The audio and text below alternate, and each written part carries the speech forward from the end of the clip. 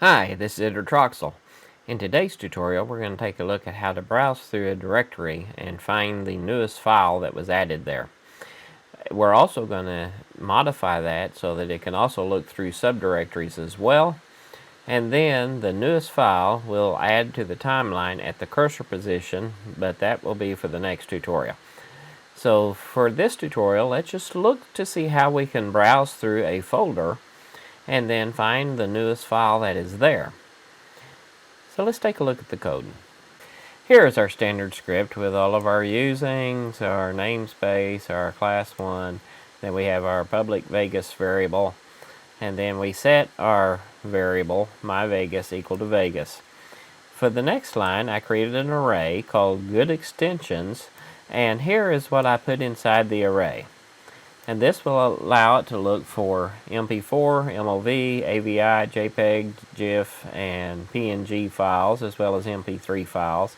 And then in this section right here, if you have any additional extensions you want to look at, you can add them on this line. So this line right here is where you would add additional extensions. The reason I went ahead and put that in there is because if there's files that have been added to the timeline already, there's probably going to be a .sfk file, and so I wanted to be able to ignore those files. Then we're going to create a folder browsing dialog, which I called FBD, and that is a new folder browser dialog. And then we set our FBD description to select the folder to check. Then we set the .show new folder button to false. And then I set the root folder to environment.specialfolder.mycomputer because I wanted it to start someplace that was kind of a known location. The next thing we do is get a dialog result, which I call dr, from fbd.showDialog. So basically we want to make sure that number one, they picked a folder, and number two, that the folder was not blank. So if the result was system.windows.form.dialogresult.ok and fbd.selectedPath is not null or white space. Then I set me a string called selected folder, and I got that from fdb.selectedPath. Next, I created me a new list called all files, and we're going to go through that folder and put all of the files that match the above extensions into this list. So for each string file extension in good extensions, we're going to go through every file and see if that extension exists. So for each string file in directory.getFiles, selected folder, comma, file extension, that's where it's going to check the extension, and then the search option top directory only. And then we'll take all files.add that file. So the operating system is pulling out all of the files that match that extension, and we're going to do it for each one of those extensions. After we have all the files found, I'm going to look for the newest one. So here we have a string called newest file path, which I just set to nothing because we don't know what it is yet. And then we have a date time, which is I called newest date, which is a new date time 0. Then for each string, which I called this file, in all files, so we're going through the list that we created here, and we're going to look at each one individually. First of all, if the newest file equals nothing, then I haven't set one yet. So let's go ahead and set it to the first one. So the newest file equals this file, and the newest date equals new file info, this file, and I used last write time. You can choose what date you want to use. For example, I said here you could also use creation date if you wanted to. Pick the date that works best for what you want.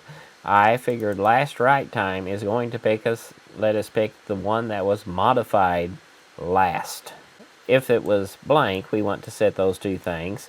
If the new file, info, this file, .last write time, is greater than the newest date, then I'm going to do the same thing. Newest file path equals this file, newest date equals the last write time of this file. So if this one was modified, has a modified date after our current date, then I want to use this file instead. Then once I've gone through this entire loop here, I've checked every file. I want to do messagebox.show the newest file is, and it will give me the path of the newest file. That's just so that I can see that it is working correctly. And then of course we have the rest of our script down here, which is all of our standard stuff. So let's take a look at this and see how it works. So I'm just going to pick a known folder here, and it tells me that the newest file in that folder is the one called 2023-1031-1239-53.jpg. If I look in that folder, I will see that if I look around through here, technically there is a newer file, but it's an SFK file. So I don't look at the SFK files. So my newest file of the types that I'm looking at is this file right here. And that is the one that it picked. Now we said we also want to be able to look at an entire directory, which would include subdirectories.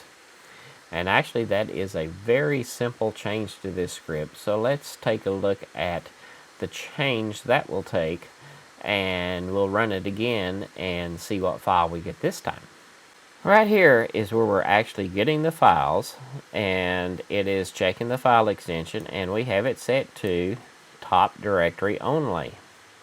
Well, if we change this to simply .all directories, now it's going to look through all the subdirectories too. So let's make this change and run it again. Now we'll go to this same folder, and now it says the newest file is in the pocket folder, and it's called DJI0079.mp4. So the newest file did change. So now we found how we can go through a folder and find the newest file. We've also found how we can go through a folder and all subfolders and also find the newest file. And so we are finding one file that is the newest file, and then we want to put that on the timeline. So we'll look in the next tutorial on how to get it added to the timeline. And so we'll see you in the next tutorial, figure out how to do that. Like, subscribe, and let me know what you'd like to see in the future. And I'll see you in the next tutorial. Please sign up at www.jettv.com and subscribe on YouTube to get further notifications on when new videos are presented.